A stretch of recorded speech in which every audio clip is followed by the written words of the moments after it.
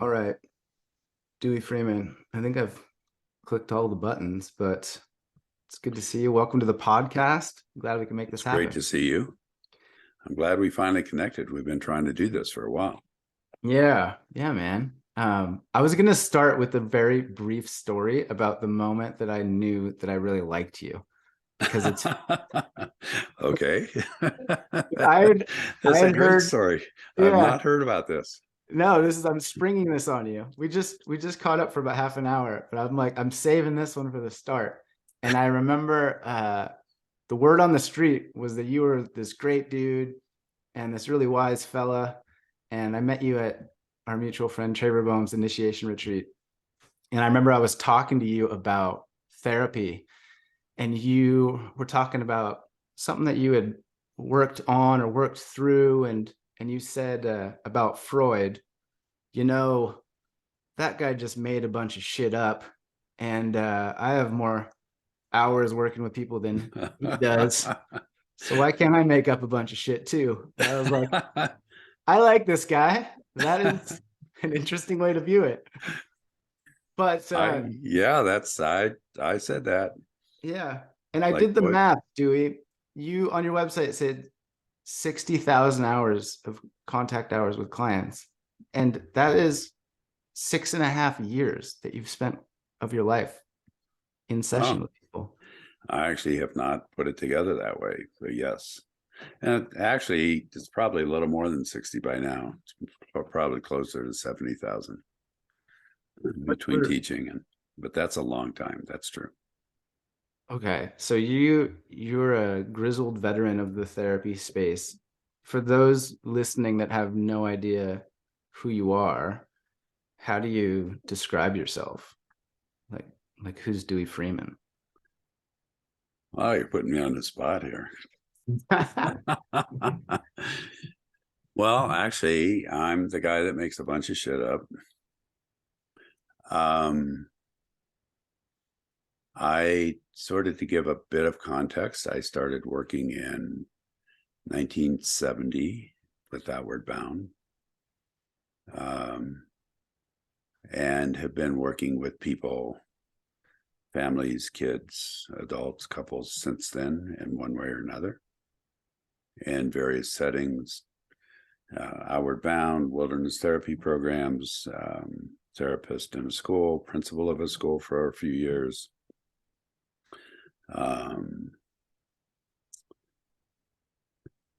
Been in private practice since the late 70s, early 80s. Also, I've been a college professor for 34 years at various universities, as well as having started two Gestalt therapy institutes, one called Gestalt Institute of the Rockies, which I no longer run. A former friend and partner runs that.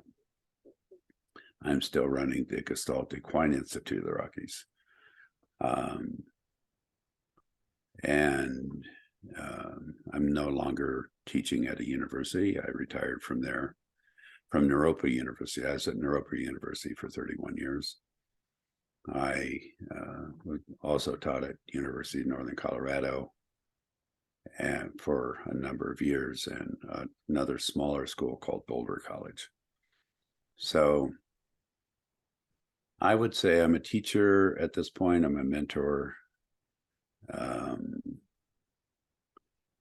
I still have a private practice. I do.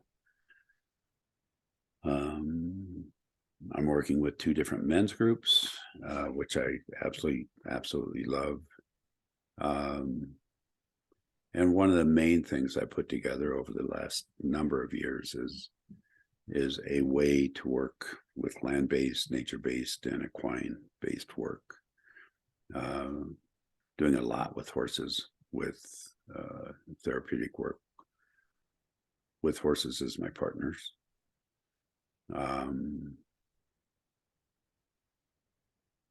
And it's true. It's actually true. I think my exact quote is, I've have more client hours than Freud or Jung, and they made shit up, so I might as well do that too. And that has been a thing that I have done.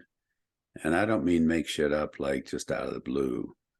What I do mean is I see in a number of incidences, I have seen systems that are partially formed and either need further formation, or I have seen systems that I just don't think work. And I've tried to shift some of those around so that they work better for people trying to grow and change in their lives. Just to clarify, when you say systems there, you mean ways of doing psychotherapy? Yeah, Ways. ways of doing psychotherapy, ways of trying to live in the world, ways of even being with horses, if there are any horse people in this audience. Ways of creating contact, ways of doing relationship. One of the things I've done that I developed through my teaching over the years is I put together a developmental model and a model of attachment that are usable. There are a lot of theories out there that are actually pretty decent, but nobody can remember them. So when they're in the middle of working with somebody, what they've learned is over here. There hasn't been a good way to bring a lot of that knowledge into the therapeutic work that people do, whether it's a person's a therapist, whether they're a coach, whether they're a mentor.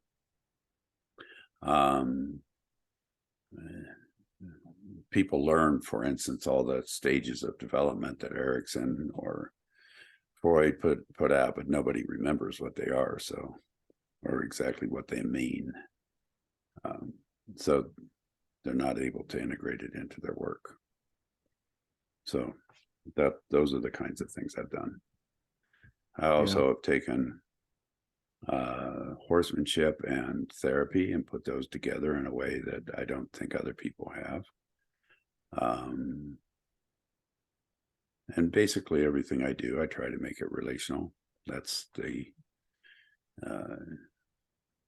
underlying piece that I try to really hold, is that when we struggle, whether it's attachment issues or issues in relationships, almost all of our injuries come in relationship. And the only way to get through those is through being in relationship. So all the work I do is the foundation of everything I do is relation. I'm going to ask a very basic question, but I'm curious for your response. And it's simply like, what is therapy to you? And maybe you could lead that into the work you do with horses also, but you hear the word all over the place, thrown around. It kind of has a bad rap in some circles, and it has been pedestaled in others. But at its core, therapy. Yeah, just therapy in general. Like, how do you see it? What does it mean? Why does it matter? Got it. So the foundational word therapy means to heal. That's what the word therapy means.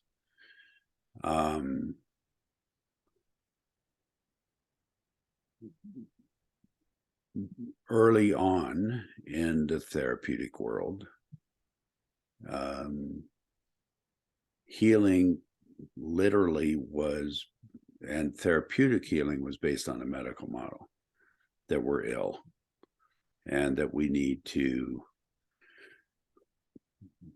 come out of some emotional or psychological disease to heal.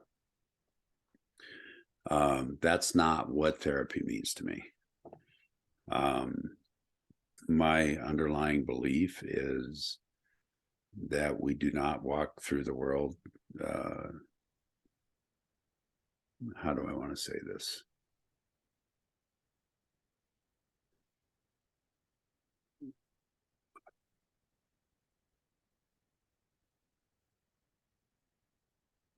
Most therapy is based on pathology. And most therapy is based on some level of pathological diagnosis. Like, I mean, even a lot of people hear about PTSD, but there are tons of other diagnoses out there. There's, you know, there's borderline, there's narcissist, there's just a lot of people will talk about a neurosis. A lot of people will talk about some sort of a dysfunction. And that's not what I look at. That's not how I look at things. In fact, I mean, I know how to diagnose. I know what the DSM is. I know how to walk through all of those kinds of diagnoses, but almost all of those diagnoses end up with the word disorder at the end of them, like narcissistic personality disorder, by borderline personality disorder, blah blah blah. Even PTSD is post-traumatic stress disorder. I don't look at things like that. Here's how I look at things. We are born with the ability to attach, and the underlying building blocks of all attachment is what I call contact, the ability to make contact. Everything that I look at is, what do we do in our process between ourselves and another? What do we do that helps promote contact, and what do we do that inhibits contact? When we do something to inhibit contact,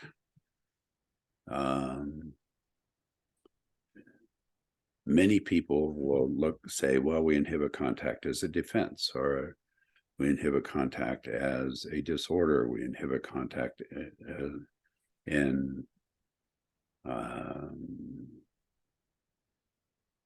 as some level of a dysfunction, and that's not how I look at it. A lot of people will talk about resistance in therapy, and even coaches and therapists will talk about resistance. I don't think there is such thing as resistance. So I'm just going to go off on a little tangent here. When a therapist or a coach says, "Oh, my client's resistant," what they're really doing, from my view, is blaming their client on their lack of ability. So if I say, well, Jeremy, you're being resistant, what I'm really saying is, I don't know what to do with you.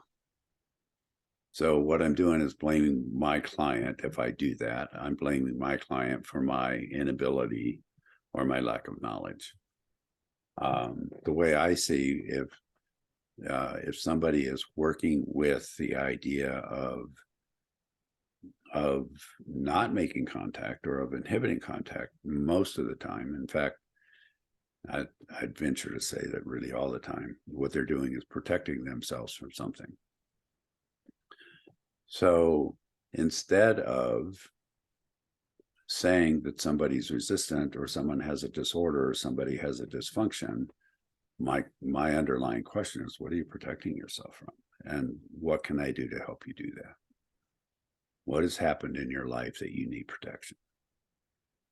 And one of them, if you think about it, if I'm here and my client is here and I say, well, you're being resistant or you have a disorder, it literally sets up an oppositional process between two people. If I say, what do you need to be protected from? What I'm actually doing is coming over and standing next to you and supporting you in your process. And that's the only way that I know of to help people move through that protection, so that they actually have a choice on whether or not they're going to make contact or whether they're not going to make contact. Ultimately, in my world, what health is the ability to make that choice. So Health being, sorry, the ability to initiate or push away contact. The ability to make choice in whatever we do. Mm. And the building block of all choice, and the building block of all relationship is contact. And I can walk through a little piece of that in a minute if you would like me to do that.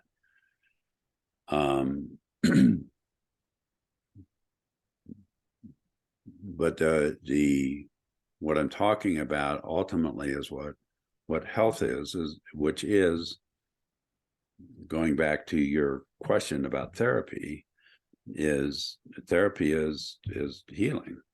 I mean, that's what the word meant initially. What we're really looking at, what I really look at, is, do we have choice on what we want to do, when we want to do it, and how we want to do it? If we can make those choices, then we're in pretty good shape usually. And is it an oversimplification to suggest that the areas where we don't have choices are the things that we need to illuminate or get guidance in working through those? You bet. Okay. Yeah. And particularly choice around contact, choice around how we are in relationship, choice around whether we want to judge or not judge, choice around who we want to be in relationship with, choice around what we want to do with whomever we want to do it with, all of those kind of things. So it's almost as if your, maybe I'm phrasing this wrong, but your view of therapy is to facilitate agency. Is that fair? Yeah. To facilitate the ability, yes. Ultimately, yes. But it's actually to facilitate the choice to be able to make contact when we want to make contact, and not make contact when we choose not to, whether that contact be with ourselves or whether that contact be with another being.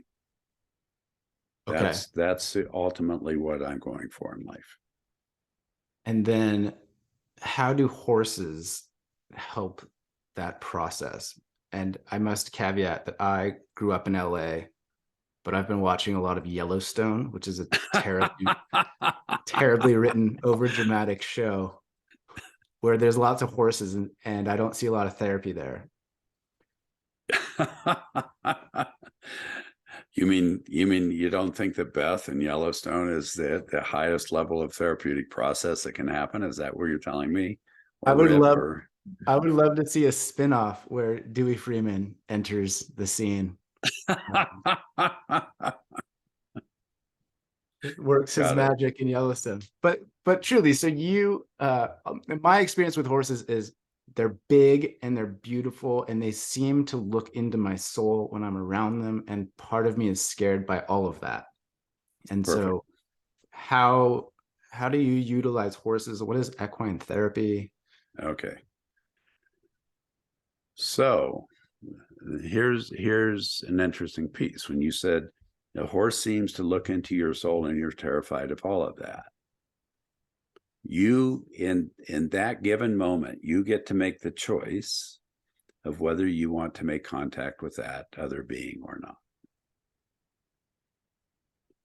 If you can, and you get to make either choice you want. It's like, oh, I really want to open myself up here, or gee, I think I'm going to go get a latte somewhere. As long as it's truly a choice versus a reaction, because there's a really big difference between choice and reaction, then either one, you can go for either one. So let me talk about horses a little bit. A little bit different than Yellowstone. However, the one thing I will say is, many of the time, because I've watched Yellowstone also, there's some stuff in there around horses that's not cool, but if you'll notice, they actually work with their horses very differently than they do with each other. So let me wrap around here to horses a little bit. And let me build in, let me give a little bit more of a background. Are you open to that? Just Please. so the work that I do, and in almost all of the work that I do is based in Gestalt therapy. So let me give a definition of that. Now, what I'm going to say is my definition of Gestalt therapy is different than most. This is where I get to make shit up because I've done it for a while. Gestalt therapy is the exploration of our experience in and of relationship while in relationship. That's what therapy is to me. So let me say it again. It's the exploration of our experience, not what we think. Sometimes what we think is a part of our experience, but it's not our experience. When we think something, we can stop having an experience. It's actually one of the ways that we stop our own process of experience. So it's the exploration of our experience in relationship and of relationship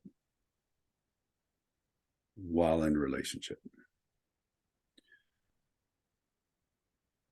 So that's piece number one. Does that make sense to you? Mm.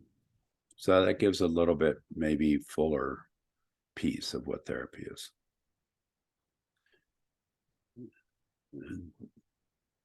The other piece I want to bring in here is the concept of I thou. Have you heard of that concept?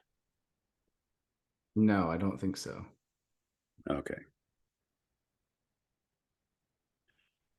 There's a dude named Martin Buber in the late 1800s that came up with the concept of I thou, as opposed to I it.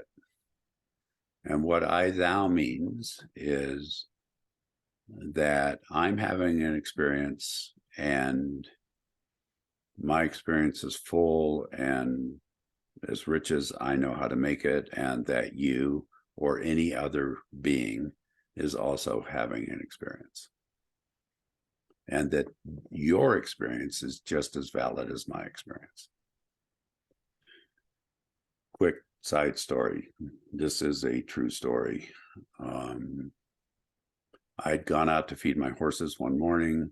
It was one of the late spring storms where it snowed an inch or two overnight. The morning sun rose. It was in this crystal clear blue sky, snow everywhere, snow on the tree, the little branches of the tree. And I fed my horses and I walked up to the edge of the paddock and a herd of elk was coming through. And I walked out and a cow elk with her baby stood maybe 22 to 25 feet from me. She stood and looked at me and I looked back at her for probably 8 to 10 minutes. What I became incredibly aware of was that she was having just as much of an experience of her, of me and the surroundings as I was having of her. And I mean, it was one of those experiences where I was like shaking inside going, this elk is like looking at me like crazy. And so I started making all kinds of shit up like I do. And it's like, my little story was, she's going, what's this like sort of ugly being doing over there? And this thing only has 2 legs and he or she's really slow. But it was like, but I could just tell it was like this soul connection between her and I. And then her little baby walked up between us and then they walked away. So I could have said, oh, there's that thing that's a elk, or I could go, oh, there's a being that's having an experience of me. So instead of objectifying her, I actually experienced her as another being that's having an experience of me. Then there's an energetic piece that happens between us that I call we. And so there's I, thou, and then when we're in relationship, there's a we. So Buber talked a lot about I thou. I've sort of added the we part in there. And I'll talk about that more later. But it's that we, it's that what happens between us that creates the we. And that's the relational part that I'm going to talk about. Does that make sense? A Yeah. little bit what I'm talking about here. Yeah. So when we are objectifying the other, we go into a whole piece of it's I it instead of I thou. And that's where all of the I it's, that's the core of all the racism.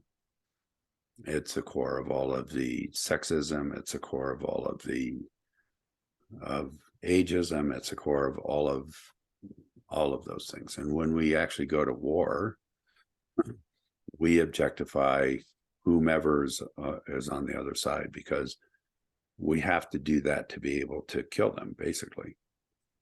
So, which interestingly enough, and this is another aside, which is the basis of all the PTSD stuff that happens for people who've had to go to war. So going back to I thou. Wait, Oh, hang on. Sorry. Do you mind please expanding on that? So the basis of the PTSD is that they have not they've turned an I thou into an I it, or well, vice here's what I see happen. When we objectify the other, and we do that, like whether it's like gangs do that to other gangs, countries do that to other countries. But what happens is that we go in and we objectify another country and say all the people in another country. And we have to do that because we're killing and we end up killing people from that other country. And to do that, we objectify them. We make up names for them. We make up, like in World War II, it was the Japs, or, I don't even remember all the names for the Germans where we were fighting, but we objectify them.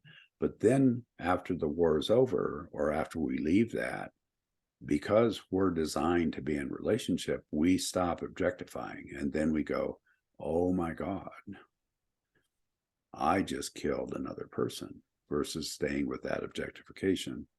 And then that's what causes the trauma of what we've seen. We just blew that kid's head off. We just killed that woman, that mother of that kid. We just killed the father of a family, instead of just seeing them as an object that we're fighting. So it's moving from that externalized I it process into an internalized I thou process that creates the trauma. Does that make sense? Yeah. That same process, that same thing happens in domestic violence. It happens if we get in fights with other people. It happens. I just saw on Instagram, I think it was this morning or last night, I forget, of a fight that happened at a football game from over the weekend, where two people were beating each other up over the game. It's like, seriously. So anyway, going back to this whole piece with I thou, and then I thou we. I'm going to put a little pause on that and just hold, if you would, please hold that there. So now I'm going to switch to talking about horses directly.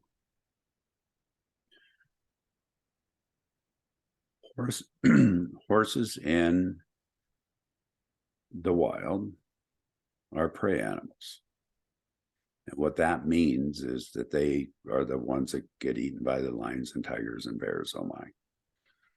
Horses they're not predators. They don't eat meat. They're the ones who actually get chased by mountain lions, by bear, by whatever.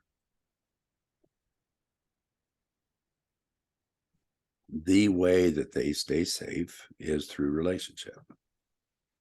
like a horse out all by itself can be pretty vulnerable. A horse in a herd is pretty safe. Horses, as you pointed out, are big, they're fast, they're strong. They do know how to protect themselves, but still they're prey. So they have that mentality.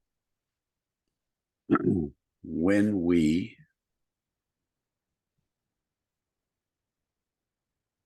have experienced trauma in our lives, when we feel like we are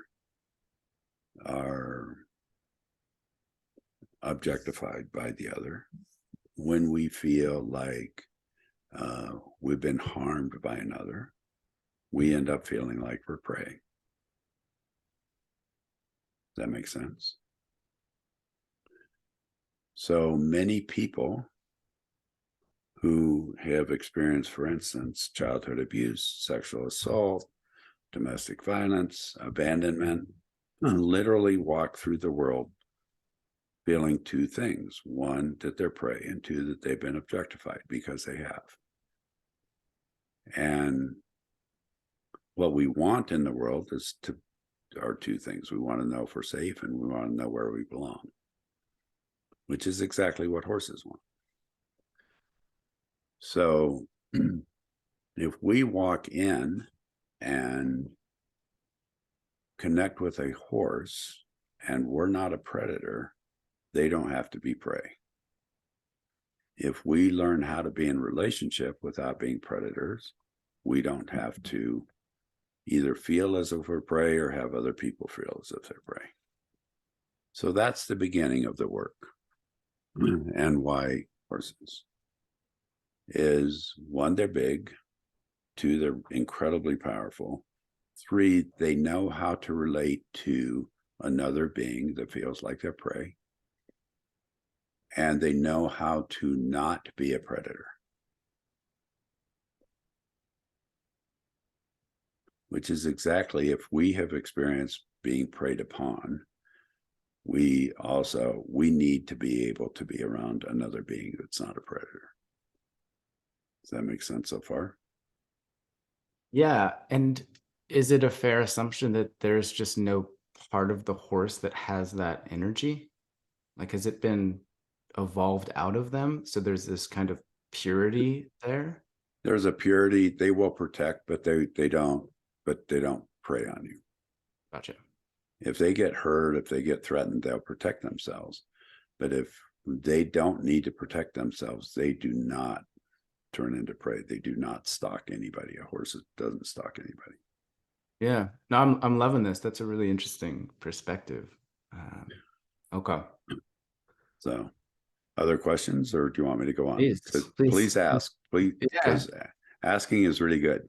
I'll interrupt when I feel called, but I'm enjoying this kind of narrative arc of, Okay. I think it's really interesting to consider that idea that human beings are walking around feeling like prey because they have been directly in contact with a predator. That's interesting to me. I hadn't considered it. Yeah, well, think about this. And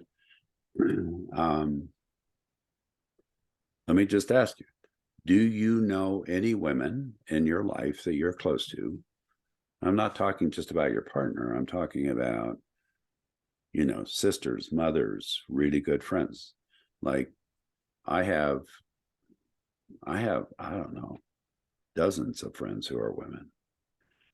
And it's like all of them have said that they've felt invaded, they felt glared at, they have felt touched inappropriately, they have felt, and I mean, some have been assaulted, either sexually or physically. And it's like,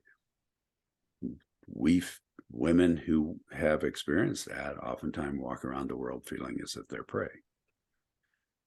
Men who have been beat up, who have been, I don't know how many men that I talk to as adult men who say, I can't tell you, I got teased, I got bullied, I got beat up in junior high, I was never picked for a team. It's like we walk around feeling like we're prey oftentimes. And we walk into a room and go, who's going to pick on me? Who's going to beat me up? Who's going who's bigger than me, who's stronger than me, who's gonna fuck with me. I mean, all of those kinds of things. I mean, have you ever experienced that? I mean, I'm 5'7", Dewey, so yeah, I've definitely had my encounters with both sexes, but um and certainly with women. Every woman that I've had a meaningful relationship with has had direct, unwanted, unsolicited advances from men, full stop.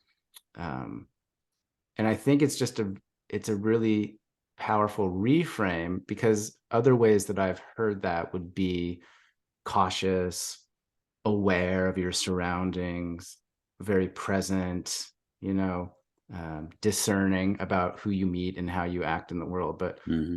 to frame it as feeling like prey is an accurate description that takes it to an entirely different kind of place. Um, Yeah. And so exactly. So if a person comes to me, whether they've been picked on in junior high school or whether they had their ass grabbed as they walk through a bar, that feeling inside is really pretty horrible. And it's one thing to say, oh, yeah, you're just hyper aware, or you're this, or you're that, or you need to be aware of your surroundings. And it's another thing to really say, oh, you have to walk through the world as if they're predators. That's a big deal. And it's accurate. It's more accurate.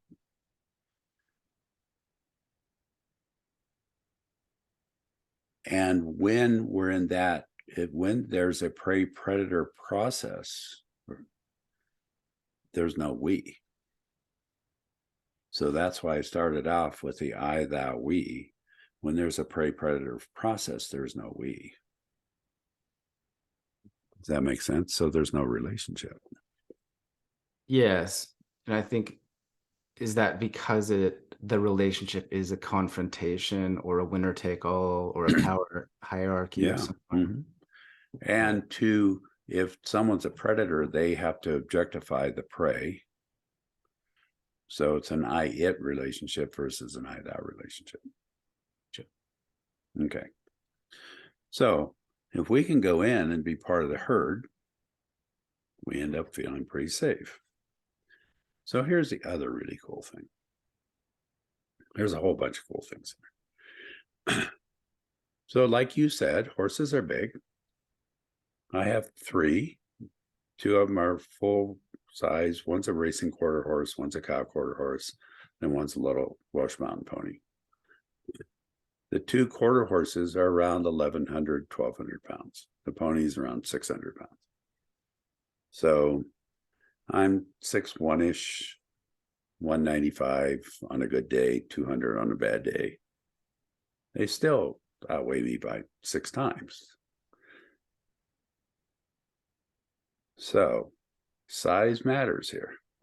This is one of the places where size actually matters.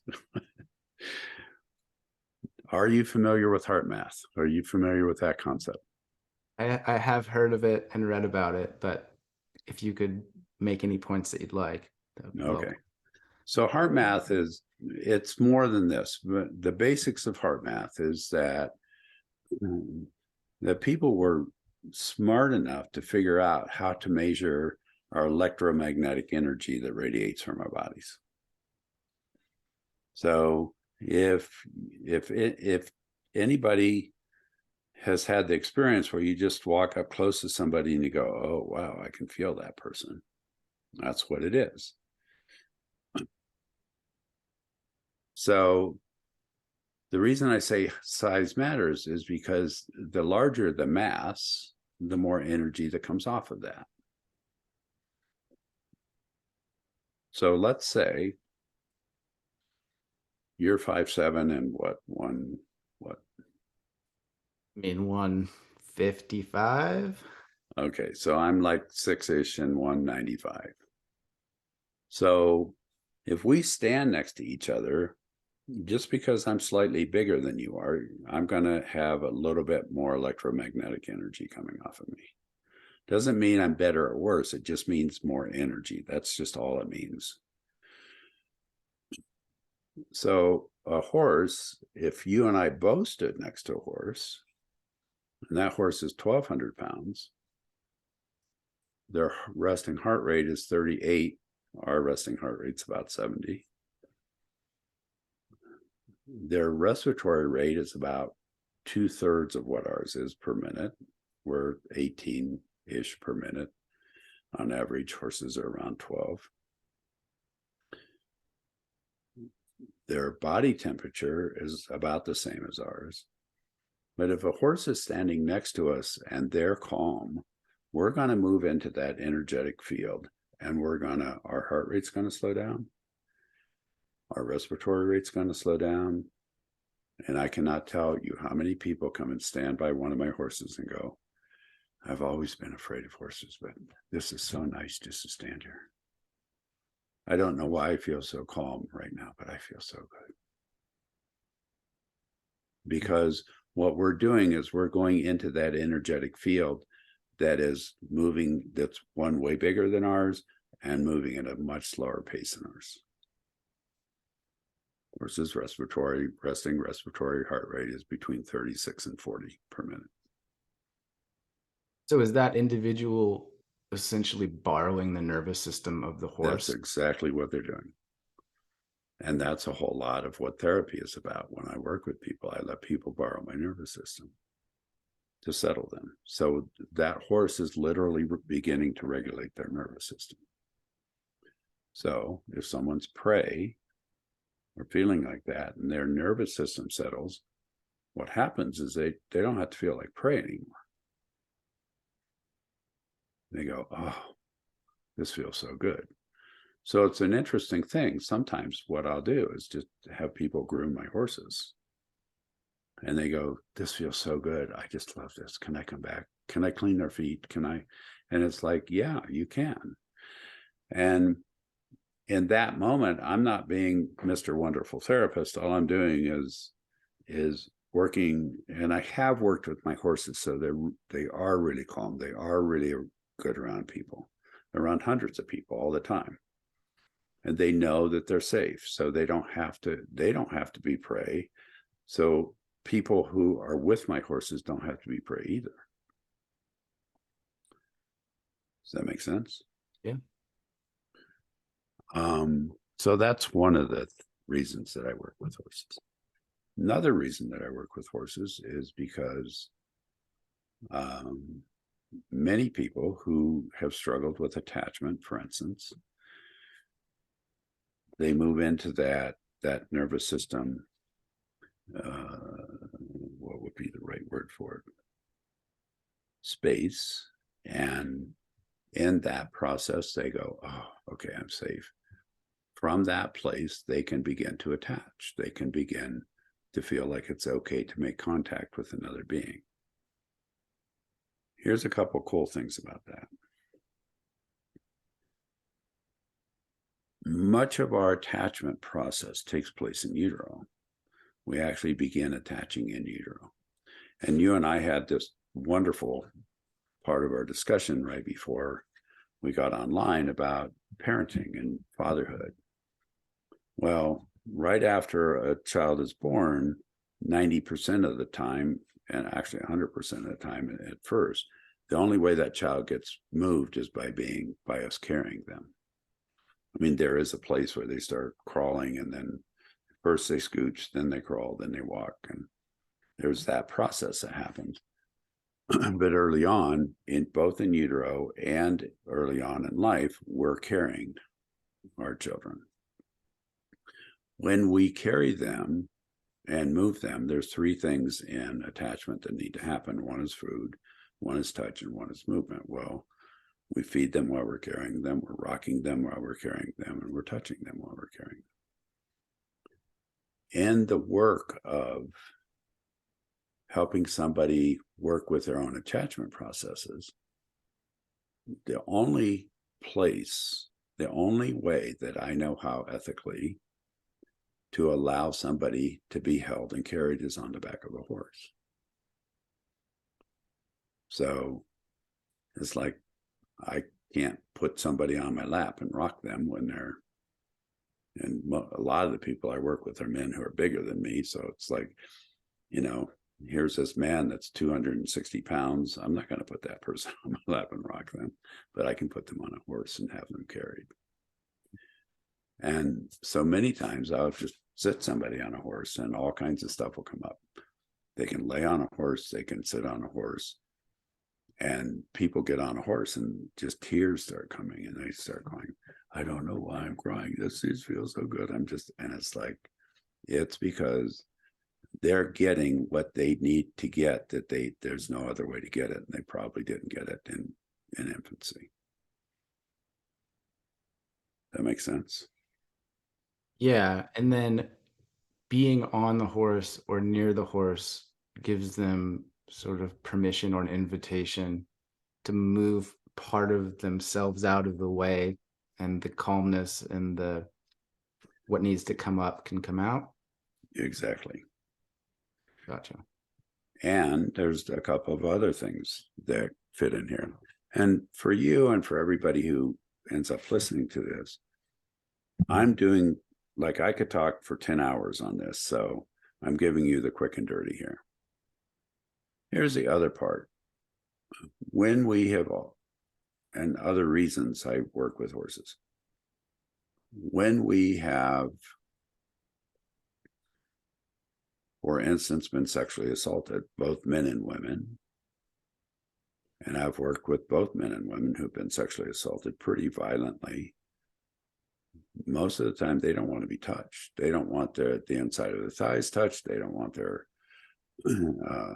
pelvises touched. They don't want their genitals touched. And it's like, just leave me alone. Stay away from me, which is appropriate. That's that protection piece that I was talking about 45 minutes ago. Somebody can sit on a horse and be touched in an incredibly safe way. And I have put people on a horse, and it's the first time another being has touched the inside of their thighs, their pelvises, their genitals, maybe for years. And it's the beginning. So both of the things I'm talking about are working with horses to help bridge that gap between stay away from me, but I really do want to be in a relationship. It's sort of to help bridge that gap. Does that make sense? Yeah. So let me throw in one other piece. And again, this is part of the, I'm going pretty fast here. A horse's pelvis anatomically is exactly the same as a human pelvis, and even more so with it's exactly the same as a woman's pelvis. And if you watch a horse walk, and I mean, when I say this, I always preface this and that I'm saying this in the most respectful way. If you watch a horse walk and you watch a pregnant woman walk from behind, they look the same. It's the exact same movement. The exact same movement. And so when we have had struggles with attachment, we've had struggles with trauma, which, interestingly enough, anytime we have trauma, we go back to attachment with stuff. I can put somebody on a horse and move them, and they'll get that same internalized sensation that they got in utero. It's actually the closest replication that can be made to somebody being in utero. So not only do we get touched, we get to be held, and we get to be moved the same way we got moved in utero. Which, what that does is it opens up energetically to, one, express what we need to express, and to begin healing and get an experience that's incredibly positive. Does that make sense? Yeah. And then when that's all happening, you kind of put on your therapist hat and guide them through the trauma. Or yeah, my whole process, my whole job is to help support their process. and however that needs to be happening. So here's the other piece then that feeds into this.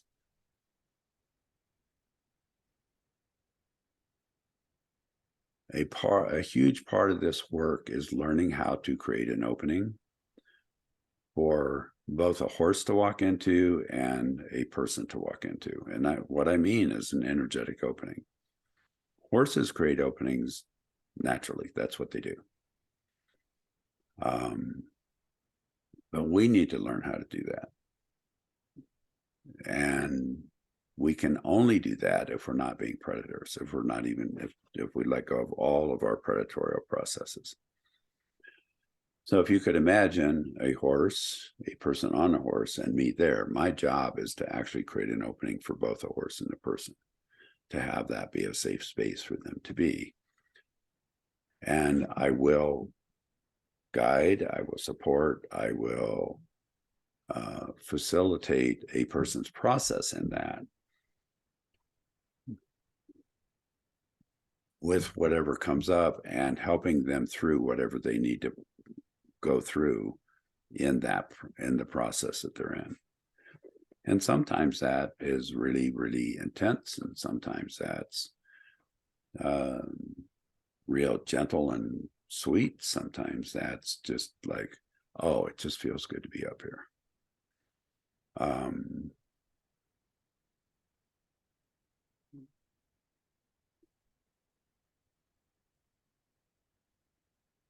And my job is to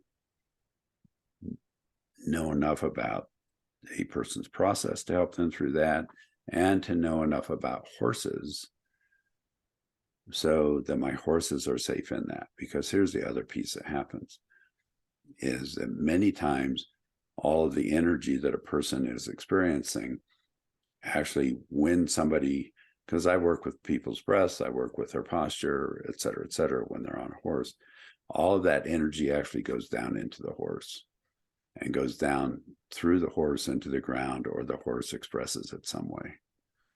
So I also have to watch what's going on with my horse, so that my horse isn't just taking on all of that traumatic energy and being traumatized by that energy.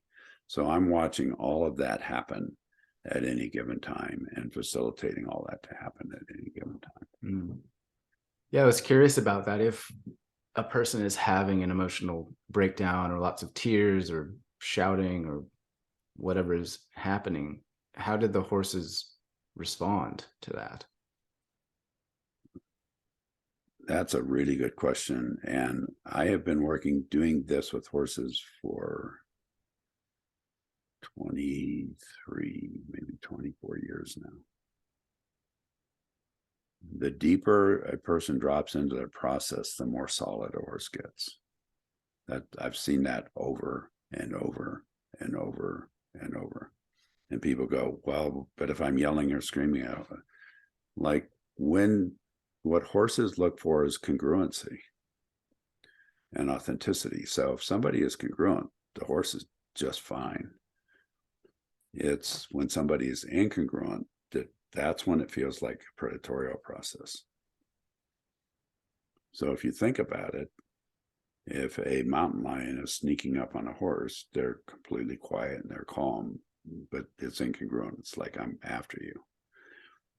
But if we can be incongruent, if we can be in our congruency, is what I'm trying to say, or if we can be congruent, then a horse is just fine. I've had people sob and cry and scream, and you name it, it's happened. And as long as the congruency is there, the horse is just fine. What does happen is after we're finished, I always do a thing where I allow my horses to do something to release the energy. Shake it off, run around. Literally shake it off, run around, buck and kick, roll, stomp their feet, fart. I mean, they literally do all of that. But I actually set that up. And a lot of times I'll do some energetic work to move help them move the energy out. And you can see it happen. Hmm. Yeah. Yeah. Picture the horse just kind of looking at a person crying, and it's smaller than them, and they're having experience, and the horse is just like, yeah, whatever, cry. And there's that weird human thing just going through it. Well, most of the time, horses actually really connect in. All They'll right. actually turn and smell. I have seen somebody crying and sort of begin to, just because they're crying, they'll start, say, leaning over, and the horse will like move under them to hold them. Horses become very, very involved. So let me share a story with you.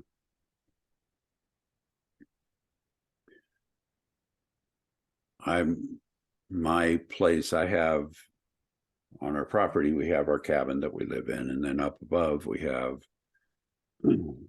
it's about an acre-ish where our horses are, and there's another small cabin that we work in that is a therapy cabin. And the therapy cabin is at one end of our property and the barn's at the other, although it's open between the two. I was working with a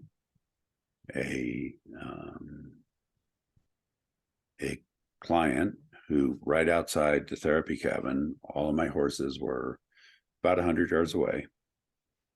And it was a piece of emotional work where this person, I was just putting weight on this person's shoulders, and because this person just carries the weight of the world on their shoulders, and it was like just putting weight and letting them feel that, and where it was like, and part of what I was saying was, let yourself push this weight off of you, let yourself move through this if you're able to. It was a little more sophisticated than that, but you get the picture. And this person was like, get off, and pushing and just like, get away, get back, and and we had agreed that we would do this just so everyone in the audience knows I was not being abusive. And my back was to the barn, and my biggest horse, his name is Moondash, literally, I heard trotting behind me, literally came up, got between us, between me and the person I was working with, and stood there. Like, so there's person, horse, me. And it was like, whoa. He did that by himself. Nobody called him over. There was no cue for him to come over other than this person. He picked up that this person had some distress going on. And he came and stood between my client and me. And my question to my client was, what's it feel like to have a large male come and protect you? It was both. And then that led into all kinds of other pieces of work. So the horses get really engaged. They're not just standing there going, okay, this is weird. They get very engaged. Horses have survived because of relationship. So when we offer them relationship, they will step into that. Damn. Do you ever daydream about doing brontosaurus therapy? That'd be great, wouldn't it? Those are big prey animals too, right? I think they were prey. I don't know enough about brontosaurus to know. Yeah. I Anyway. can make some shit up about them though.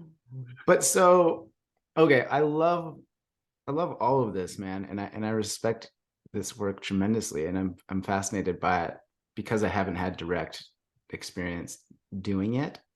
And I also would love for you to talk about attachment and your attachment model, because I think that is perhaps the final piece that you utilize sort of pull this together in your therapy, right? So like, you get the horse, you get the person, you're guiding them through their process, and I think you're relying upon this model that you came up with despite Jung and Freud and the rest. the Freeman model of attachment. Yeah, Is let that a me talk. fair, is that a fair place to take it, or is there other stuff that No, that's a good place to take it. Okay. I don't know if we have time to throw that on here or not, and I don't know if I can. You know what? You have to come back and do another sesh? Yeah, why don't we make this agreement? Why don't I talk about it, but let's do another session where I actually can bring the graphics that I have on to do that. Mm-hmm. And Sure. and then we can walk through that. So let me walk people through this quickly.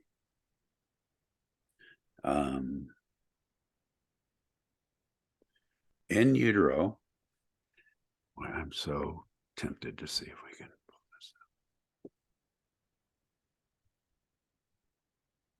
If I sent you that, well, It's been a while, but maybe just a yeah. quick overview of what. Yeah, let me just give you an overview, how it and relates to safety. and then we can if you're open to it, let's set up a time where we just dive into that and Sure. what happens in utero and what happens in the first year and a half of life, because that's a bigger thing.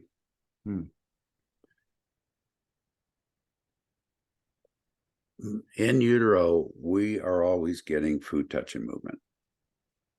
We're being fed through the umbilical cord. We're getting touched inside the uterus, and we're always being moved. We're being moved when our mother is breathing. We're being moved when our mother is walking. We're being moved all the time when she's sleeping. Later in life, food and nurturing become sort of a continuum. We still need food, and I'll talk about that in a minute. But we're also getting fed through being nurtured. Touch also, if we can sort of expand that into a continuum, it's touch expanded into contact. And contact is more than just touch. We can actually make contact with people energetically, spiritually, emotionally, etc. And then movement is another huge piece of that.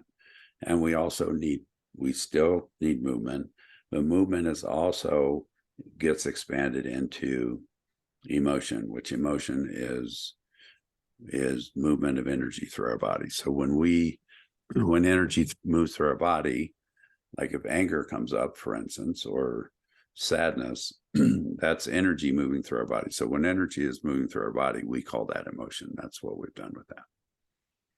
When we want that or need that, in utero, we always have it, but in infancy, what we do is we cry.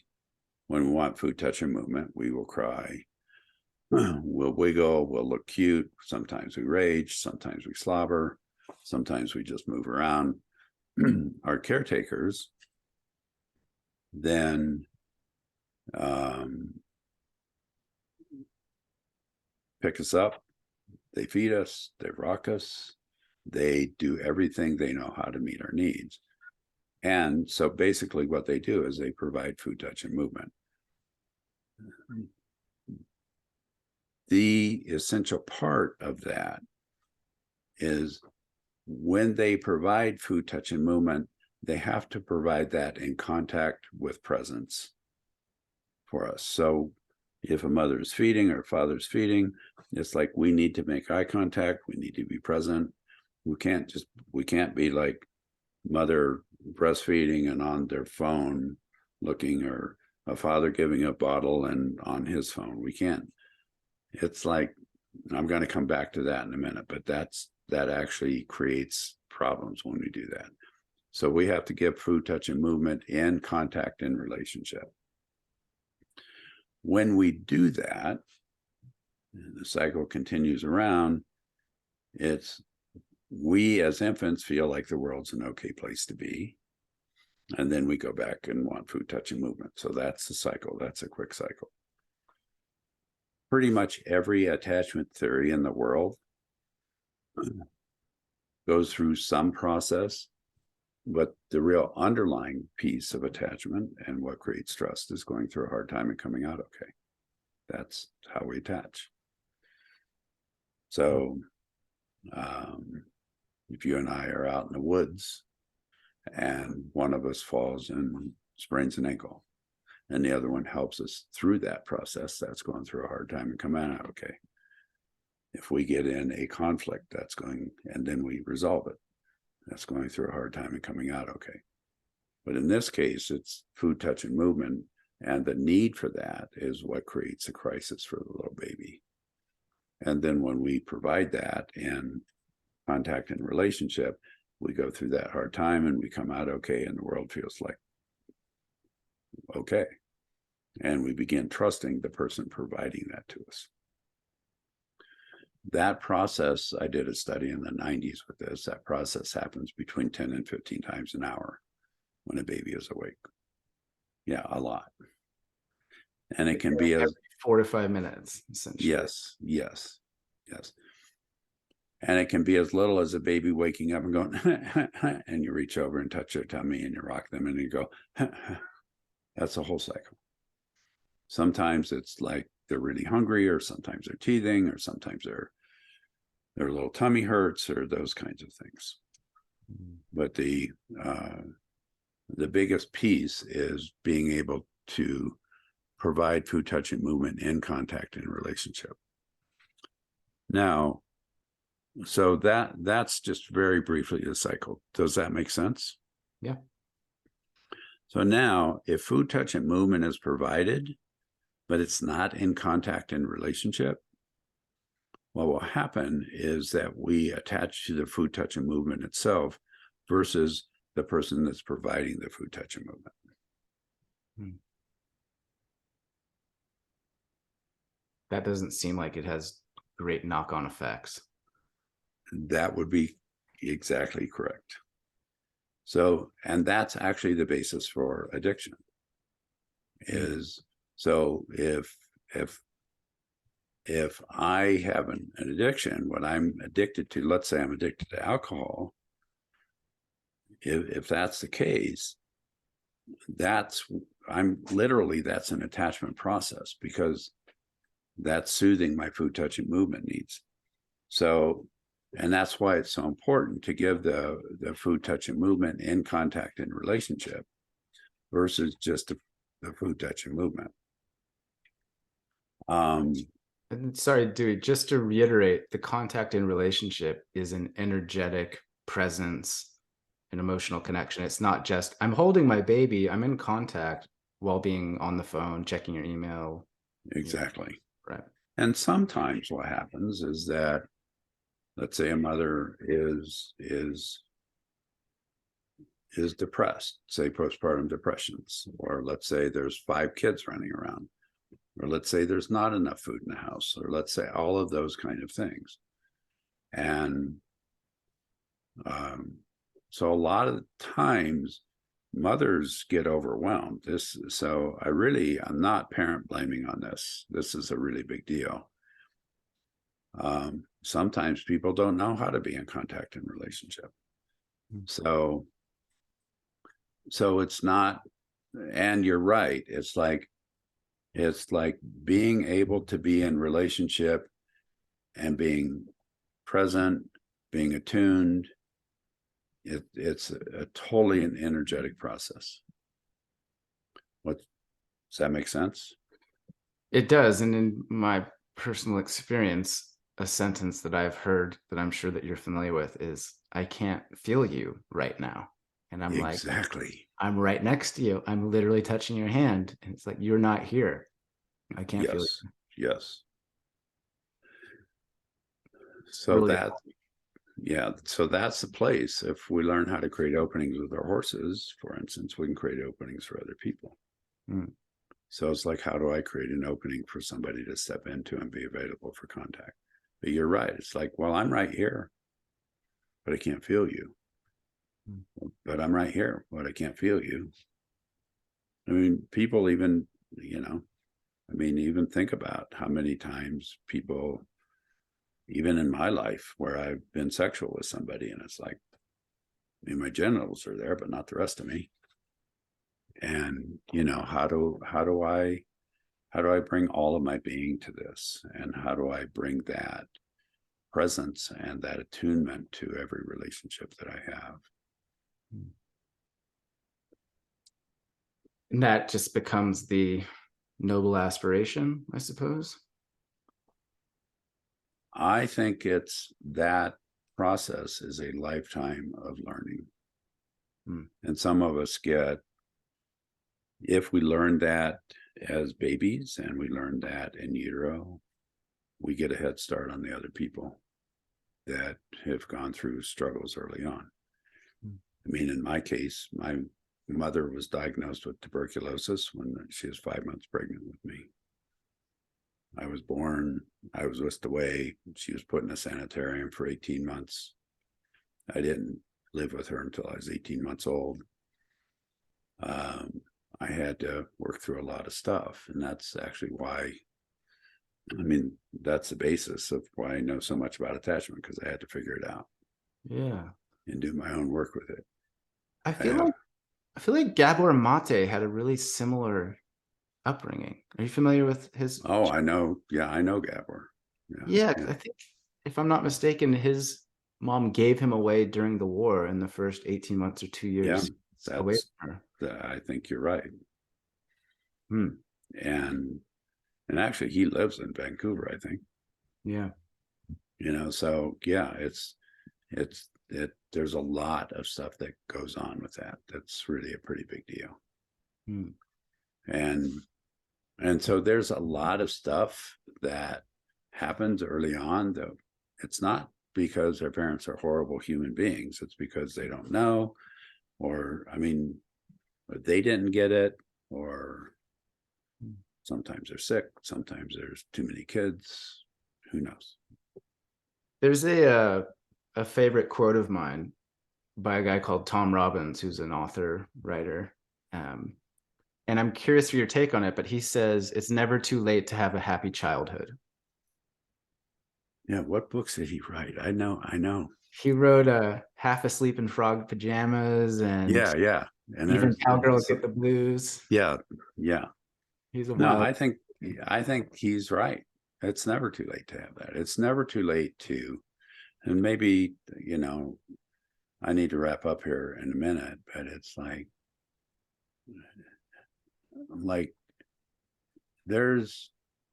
we can always work and go back and learn how to attach. We can always clean up our relationships. We can always learn how to create openings for other people. We can always learn how to make, I, thou, we relationships. We can always do those things. And I think there's many paths to this. And it's just that, I've, in my perspective, been fortunate enough to be able to do that with nature and with horses. And I still work on that. When I ride my horse, which I ride a lot, I mean, that's one of my happy places. I'm dropping energetically into the core of my horse to ride, where we're riding. I'm not riding my horse, we're riding. I don't get on my horse and go, okay, I'm going to trot my horse. I get on my horse and go, oh, we're going to trot.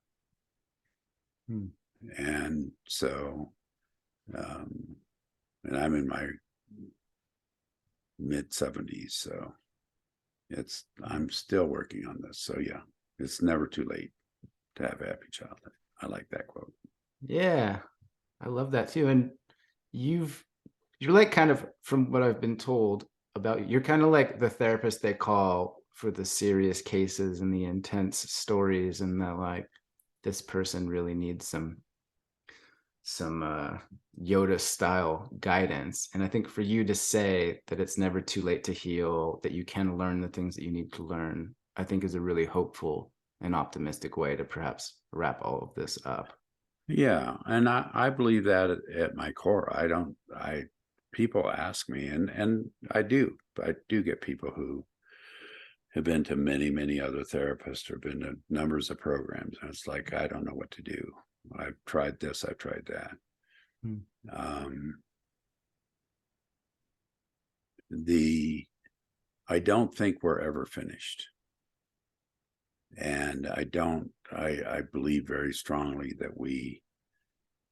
every minute of every day, we have the opportunity to learn and to grow and to move into that I, thou, we relationship that we're literally designed to be in from the minute we're conceived.